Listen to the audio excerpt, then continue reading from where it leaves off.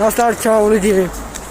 Dneska chci vám jenom říct, že se omlouvám. Omlouvám se za, že teď nevychází vůbec žádné videa. Já za to nemůžu, ale hej, je druhé pololetí. Tak já za to fakt nemůžu.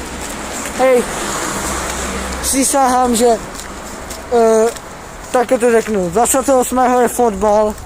Budu dělat pár fotek a pár videí a dám to tady na YouTube. Tak slíbil jsem to si jenom kamošovi, že udělám to video.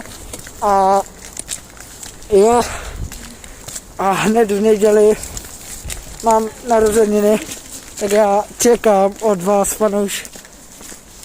fanoušci, že mi popřejete. A jo, a informace k zápasu to řeknu, až budu mít čas, ale to vám řeknu možná v dalším videu. Takže jo, zdarec!